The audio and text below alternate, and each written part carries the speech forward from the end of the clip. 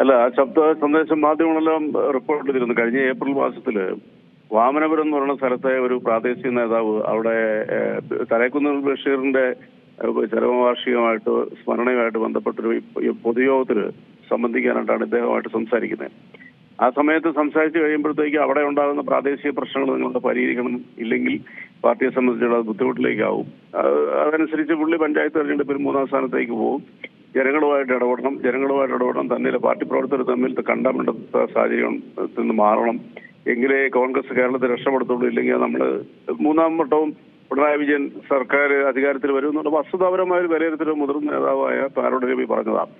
പക്ഷെ അതിനെ എന്തിനാണ് അദ്ദേഹത്തിനെ കൊണ്ട് രാജിവെപ്പിച്ചതെന്ന് ഒരു കാരണവശാലും മനസ്സിലാവില്ല. അങ്ങനെയാണെന്നുണ്ടെങ്കിൽ പി ജെ കുര്യനെ കൊണ്ട് രാജിവെപ്പി, പി ജെ കുര്യനെ പാർട്ടി എടുത്ത് കളയട്ടെ.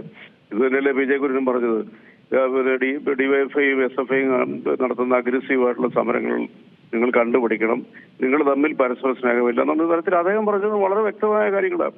ഇത് മറ്റൊരർത്ഥത്തിൽ പറഞ്ഞിരിക്കുന്നത് രമേശ് ചെന്നിത്തലയാണ്. അവർക്ക് രണ്ടുപേർക്കും ഇല്ലാത്തൊരു നീതി എന്താണ് പാലോട് രവിക്ക് വേണ്ടിയിട്ട് മാത്രം നിഷേധിക്കപ്പെടുന്നത്? പാലോട് രവി എന്ന് പറയുന്നത് കോൺഗ്രസിലെ ഒരു സാംസ്കാരിക മുഖമാണ്. അദ്ദേഹം അവരുടെ കന്നഡ സാഹിത്യ സാംസ്കാരിക വേദിയുടെ ചെയർമാനായിരുന്നു. അദ്ദേഹം കുറെ ബുക്ക് എഴുതിയിട്ടുണ്ട്. 3 തവണ നെടുമങ്ങാടുന്ന അദ്ദേഹം ജനപ്രതിനിധിയായിരുന്നു. 4 തവണ അദ്ദേഹം പരാജയപ്പെടുകയും ചെയ്തു. പക്ഷേ ഒരു ദൈക്ഷണിക മനോഭാവമുള്ള പാലോട് രവി പറഞ്ഞ വസ്തുതാപരമായ കാര്യങ്ങൾ, കോൺഗ്രസിനകത്ത് നടക്കുന്ന വസ്തുതാപരമായ കാര്യങ്ങൾക്കെതിരെ അദ്ദേഹം ഒരു സംഭാഷണത്തിൽ സംസാരിച്ചപ്പോൾ ആ സംഭാഷണം പുറത്തുവിട്ട ആരെങ്കിലും അയാളാണ് ഏറ്റവും കൂടുതൽ വലിയ തെറ്റുകാരൻ. കാരണം പാർട്ടിക്കുള്ളിൽ നടക്കുന്ന കാര്യങ്ങൾ എങ്ങനെയാ പുറത്തു പോകുന്നത്? അവർ നന്നാകാൻ വേണ്ടി അദ്ദേഹം പറഞ്ഞ കാര്യങ്ങളില്ല, വസ്തുതയല്ലേ. കേരളത്തിനെ സംബന്ധിച്ചോളം പാലോട് രവി പറഞ്ഞ വാക്കുകൾക്ക് ആർക്കും നിഷേധിക്കാൻ പറ്റത്തില്ല. അപ്പൊ പാലോട് രവിയെ കൊണ്ട് രാജിവെപ്പിച്ച് ഈ പറയുന്ന ഈ സംഭാഷണം മാന്യതയുടെ അതിര് കടന്ന് സംസ്കാരശൂന്യമായ രീതിയിൽ ഒരാളുമായിട്ട് സംസാരിക്കുന്ന സംഭാഷണ ശൈലി പുറത്തുവിടുക എന്ന് പറഞ്ഞിട്ടുണ്ടെങ്കിൽ ഒരിക്കലും അംഗീകരിക്കാൻ പറ്റാത്ത അതാരാണെന്നുള്ളതല്ലേ ഈ കോൺഗ്രസ് തിരിച്ചറിയേണ്ടത്. മറ്റുള്ളവർക്ക് കൊടുക്കുന്ന ആനുകൂല്യം എന്തുകൊണ്ട് ഈ പാലോട് രവിയെ പോലെ ഒരാൾക്ക് നൽകുന്നില്ല? അത് കേരളത്തിലെ ജനങ്ങൾ വിലയിരുത്തും. കോൺഗ്രസിനെ സംബന്ധിച്ചുള്ള ഇപ്പൊ താൽക്കാലിക ചുമതല കൊടുത്തിരിക്കുന്നത് എൻ ശക്തനാണ്, മുൻ സ്പീക്കർ. ഈ എൻ ശക്തനെ പോലെ ഒരാൾക്ക് താൽക്കാലിക ചുമതല കൊടുക്കുന്നതന്നെ കോൺഗ്രസിന്റെ ഒരു ഗതികേടല്ലേ? എൻ ശക്തൻ സ്പീക്കർ ആയിരുന്നപ്പോൾ കാട്ടിക്കൂട്ടിയ പരാക്രമങ്ങളും പേരുദോഷങ്ങളും നമ്മുടെ മുമ്പിലുണ്ട്. അദ്ദേഹത്തിന് കണ്ണ് കാണാൻ പാടില്ല എന്നൊരു ന്യായം പറയും. അതിന് കാരണം ഇത്രയേ ഉള്ളൂ, അദ്ദേഹം സ്പീക്കറായ ഒരു പരിപാടിയിൽ പങ്കെടുക്കുമ്പോൾ ആ പരിപാടി കഴിഞ്ഞ് ഇറങ്ങി വരുമ്പോൾ അദ്ദേഹത്തിന് സെക്യൂരിറ്റിക്കാരനെ കൊണ്ട് കാലിൽ ചെരുപ്പിടിപ്പിക്കുന്നത് എത്ര മ്ലേച്ഛമാണ്. ഉത്തര കൊറിയൻ സ്റ്റൈലിലൊക്കെ ഉള്ള ഒരു ഇതല്ലേ. അതിനെക്കുറിച്ച് അദ്ദേഹം പറഞ്ഞ മറുപടി തനിക്ക് കണ്ണിന് കാഴ്ചയില്ല എന്നാ പറഞ്ഞത്. അപ്പൊ അങ്ങനെ ഒരു എന്താ പറയുക ബുദ്ധിമുട്ടുള്ള ഒരു മനുഷ്യൻ അയാൾ തന്നെ സ്വയം പ്രഖ്യാപിക്കുന്നു. പിന്നെ ഈ സമീപകാലത്ത് ഈ എൻസെക്ട് എന്ന് പറയുന്ന ആള് കേരള രാഷ്ട്രീയത്തിൽ കോൺഗ്രസ് രാഷ്ട്രീയത്തിൽ ഉണ്ടോ എന്ന് പോലും ആർക്കും അറിയത്തില്ല. KPCC വൈസ് പ്രസിഡന്റുമാരായിട്ട് 100 പേരുണ്ട്. ഇങ്ങനൊരാളെ ശാരീരിക ബുദ്ധിമുട്ടുള്ള ഒരാളെ കൊണ്ട് ഈ താൽക്കാലിക DCCയുടെ പ്രസിഡന്റിന് ചുമതല കൊടുക്കുക എന്ന് പറഞ്ഞാൽ എത്ര ലജ്ജാകരമാണ്. നമ്മൾ അവിടെയാണ് മനസ്സിലാക്കേണ്ടത്. അവിടെയാണ് ഈ കോൺഗ്രസ് പാർട്ടി എന്ന് പറയുന്നത് ഒരിക്കലും അവർ നന്നാകത്തില്ല എന്ന് അവർ തന്നെ തെളിയിച്ചുകൊണ്ടിരിക്കുക. കേരളത്തിനെ സംബന്ധിച്ചോളം 3-ാം പിണറായി വിജയൻ സർക്കാർ വരുമെന്നുള്ള വസ്തുത ഈ രീതിയിൽ പോയാൽ നമ്മൾ ഒന്നിച്ചു നിൽക്കാത്തടത്തോളം കാലം അത് വരുമെന്ന് ഒരു പാർട്ടി അണിയോട് വളരെ കൃത്യമായ രീതിയിലുള്ള നിരീക്ഷണം, നിങ്ങൾ നന്നായി പോകണം എന്ന ആഗ്രഹത്തിൽ ആ പാർട്ടി തിരിച്ചു വരാൻ വേണ്ടിയിട്ട് നടത്തിയ ഏറ്റവും വ്യക്തിപരമായ ഒരു സംഭാഷണത്തെ ദുരുപയോഗം ചെയ്ത് അദ്ദേഹത്തിന് പുറത്തേക്ക് പിന്നിൽ കോൺഗ്രസിലെ ചില നേതൃത്വത്തിന് അതിന് പങ്കുണ്ട്. അവരറിഞ്ഞുകൊണ്ടുള്ളൊരു ചതിയായിരുന്നത് അത്. പക്ഷെ അത് മാത്രമല്ല, പാലോട് രവിക്കോട് കോൺഗ്രസ് വലിയ പിന്തുണ ഒരു സംശയത കാര്യത്തിൽ. അത് മറ്റൊരു പ്രത്യേകത എന്ന് പറഞ്ഞാൽ ഇന്നലെ നമ്മളെ ലജ്ജിപ്പിച്ച ഒരു പ്രതികരണമാണ്. KPCC president Sunny Joseph sir മാധ്യമങ്ങൾ ഈ കാര്യത്തെക്കുറിച്ച് ചോദിച്ചപ്പോൾ അദ്ദേഹം അഴകുഴപ്പം മറുപടിയാണ് പറഞ്ഞത്. ഞങ്ങൾ ആലോചിച്ചെന്തോരു നടപടി സ്വീകരിക്കുമെന്ന് പറഞ്ഞു. പക്ഷേ ഈ ആലോചിച്ച് തീരുമാനിക്കുന്ന നടപടിയെ കുറിച്ച് PJ കുര്യൻ സാറിന്റെ അടുത്തും രമേശ് ചെന്നിത്തലയ്ക്കും മുരളീധരൻ പോലുള്ളവർക്ക് നൽകാൻ അല്ലെ ആ രീതിയിലുള്ള മറുപടി നൽകാൻ എന്തുകൊണ്ട് ഇവർക്ക് സാധിക്കുന്നില്ല? അപ്പൊ അത് പ്രശ്നമാവും. അതല്ലേ എന്റെ വസ്തുത എന്ന് പറയുന്നത്. കോൺഗ്രസിനെ സംബന്ധിച്ചോളം കോൺഗ്രസ്സുകാർ തമ്മിലടിച്ച് എന്താ പറയുക ഈയല് ചാകുന്ന ഒരു സാഹചര്യത്തിലേക്ക് കേരളത്തിൽ വന്നിരിക്കുന്നത് അവർ തിരുത്താൻ തയ്യാറല്ല എന്നുള്ളതാണ്.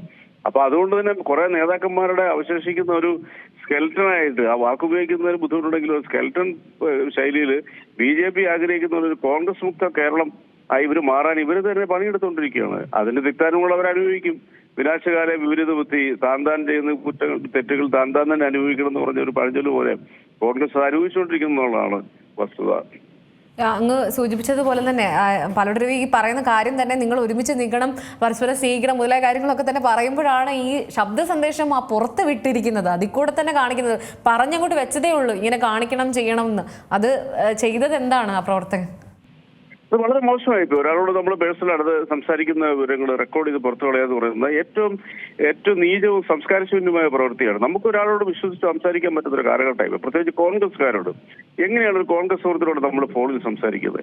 അത് വല്ലാത്തൊരു ബുദ്ധിമുട്ട്. അത് ആ പാർട്ടിയെ തമ്മിൽ അകറ്റും. പരസ്പരം കാര്യങ്ങൾ ഷെയർ ചെയ്യുന്നതിന് പോലും കോൺഗ്രസ്സുകാർക്കും ഭയം. ആരെ വിശ്വസിച്ച് സംസാരിക്കും? അതൊരു വലിയ ചോദ്യചിഹ്നമല്ലേ? കാരണം നമ്മുടെ കേരളത്തില് ഇന്ന് നടക്കുന്ന രാഷ്ട്രീയപരമായിട്ടുള്ള വിശകലനങ്ങളും ചർച്ചകളും പരസ്പരം ഒരു ഫോണിലൂടെ നടത്തിയാൽ അത് ചോർത്തിക്കൊടുക്കുന്നവരാണ് സ്വന്തം പാർട്ടിക്കാരെന്നുള്ളൊരു മനോഭാവം, ഒരു ഭയം ഉണ്ടായി കഴിഞ്ഞാൽ കോൺഗ്രസ്സുകാർ നിശബ്ദരാകും. അവർ കുറച്ചുകൂടെ വിശ്വസിക്കാവുന്ന രാഷ്ട്രീയ പ്രസ്ഥാനങ്ങളിലേക്ക് മാറും. ഒരു തർക്കമില്ല കരുതി. ഏറ്റവും മോശമായ പ്രവൃത്തിയാണ്. ആ മോശമായ പ്രവൃത്തി ചെയ്തയാളെ പൂർണ്ണമായും ആ ഓഡിയോ കാണിക്കാതെ കണ്ട് ഏതാനും സ്ഥലങ്ങളിൽ മുറിച്ച് അദ്ദേഹം പറഞ്ഞ കാര്യങ്ങൾ മാത്രം പ്രൊജക്ട് ചെയ്തുകൊണ്ട് വെളിയിൽ വിട്ട് ആ രാഷ്ട്രീയ പ്രവർത്തനം ആരാണോ അയാളെയാണ് ശരിക്കും പുറത്താക്കേണ്ടത്. ഇതൊരു വലിയൊരു സംസ്കാരശൂന്യതയല്ലേ? പരസ്പരം സംസാരിക്കും, പരസ്പരം ഫോണിൽ സംസാരിക്കാനുള്ള വിശ്വാസ്യത തന്നെ നഷ്ടപ്പെടുത്തി കളഞ്ഞ ഒരു പ്രസ്ഥാനമായിട്ട് ഈ പാർട്ടി അതിനെ എൻഡോഴ്സ് ചെയ്യുകയാണ് അതിന്റെ നേതൃത്വം, സംസ്ഥാന നേതൃത്വം. എത്ര കഷ്ടമാണ് ഈ പാർട്ടിയെ സംബന്ധിച്ചിടത്തോളം. അതുകൊണ്ട് കോൺഗ്രസ് ഒരു വിശ്വസിക്കാൻ കൊള്ളാത്ത ഒരു രാഷ്ട്രീയ പ്രസ്ഥാനവും പ്രവർത്തകരുമായി അധപ്പതിച്ചിരിക്കുന്നു കേരളത്തിൽ. അതിപ്പോ അതല്ലേ ഇപ്പൊ നമുക്ക് തന്നെ അറിയാം. കേരളത്തിലെ മീഡിയകളും സോഷ്യൽ മീഡിയ നോക്കൂ. പാലോട് രവി എന്ന് പറഞ്ഞതിനകത്ത് എന്ത് തെറ്റ്? പാലോട് രവിയെ ചതിക്കുകയല്ലായിരുന്നു ഇത്ര മുതിർന്ന നേതാവ്. പാലോട് രവി എന്ന് പറഞ്ഞ വ്യക്തിയെ സംബന്ധിച്ചോളം ഞാൻ അതുകൊണ്ടാണ് അദ്ദേഹത്തെ വിശേഷിപ്പിച്ചത്.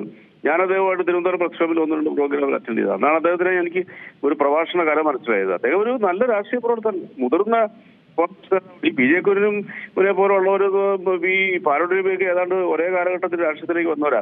എനിക്ക് തോന്നുന്നു P J Kurian sir college ലെക്ചറായിരിക്കെ മത്സരിക്കാൻ പറ്റുന്നതിന് മുമ്പ് തന്നെ പാലോട് രവി കേരളത്തിൽ കോൺഗ്രസ് രാഷ്ട്രീയത്തിലുണ്ട്. അപ്പൊ അത് അദ്ദേഹത്തിനെ പോലെയുള്ള ഒരു പുകച്ച് കാണിക്കുന്നത് വേണ്ടിയിട്ട് നടത്തിയ കോൺഗ്രസ് നേതൃത്വം അറിഞ്ഞുകൊണ്ട് നടത്തിയ ഒരു ഗൂഢാലോചനയത് ഒരു സംശയമില്ല. കാര്യം അതിന്റെ ഒരു അനുഭവം അവർക്ക് അടുത്ത തെരഞ്ഞെടുപ്പിലുണ്ടാവും. അദ്ദേഹത്തിന്റെ പ്രഡിക്ഷൻ കറക്റ്റ് ആയിട്ട് വരും. ഇതായിപ്പോ സംഭവിക്കാൻ പോകുന്നത്. ഏറ്റവും പുതിയ വാർത്തകളും വിശേഷങ്ങളും വിരൽ തുമ്പിലറിയാൻ സീ മലയാളം ന്യൂസ് എല്ലാ ഡിജിറ്റൽ പ്ലാറ്റ്ഫോമുകളിലും ലഭ്യം.